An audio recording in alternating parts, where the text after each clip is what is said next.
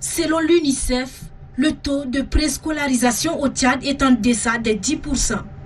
Une préoccupation majeure pour cette institution onusienne qui promeut les droits des enfants dans le monde. Nous sommes à Donia, une localité du Logone occidental estimée la plus peuplée.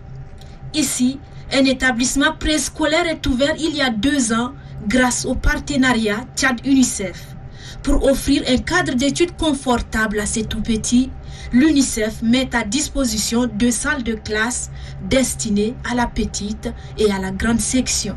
Là où il y a beaucoup d'enfants qui sont scolarisés, qui sont en âge d'aller au préscolaire et qui pourront aussi continuer les études. Entre autres, là où il y a beaucoup de filles. Parce que dans ce projet, c'est aussi briser la barrière qui empêche aux filles d'aller à l'école.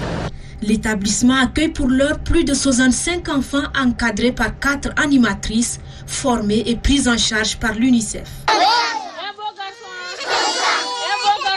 Le président du comité de gestion de cette structure qui apprécie l'appui de l'UNICEF évoque néanmoins quelques difficultés. Le château aussi est en panne. Nous avons vraiment le problème d'eau aussi. On part loin chercher de l'eau potable pour ces enfants, c'est aussi un autre souci. Et comme ils ont dit que quand l'école sera achevée, d'abord ils vont appuyer en vivre pour que les enfants la mangent. Mais pour l'instant, le comité même s'arrange par le peu à leur trouver le goûter. Un peu plus loin, dans la Niapende à Kobitei, site des réfugiés et des retournés, bénéficie également de la largesse de l'UNICEF. 6 salles de classe équipées de mobilier scolaire abritent pour l'heure 1117 enfants des réfugiés et retournés de la RCA et des enfants autochtones. C'est une école à cycle complet. L'UNICEF est un partenaire incontournable, c'est-à-dire pour notre école. Pourquoi? Parce que l'UNICEF a réalisé vraiment beaucoup de choses. Dans un premier temps, je voudrais parler de la construction, des salles de classe qui sont équipées d'abord.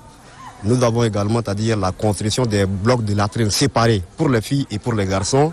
Nous avons également le forage d'eau.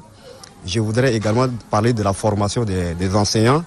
Et pour maintenir ces enfants dans le circuit scolaire, un collège est aussi créé. Le censeur de ce collège, Dismadj Anissé, plaide pour la construction des murs de clôture pour la sécurisation de l'établissement.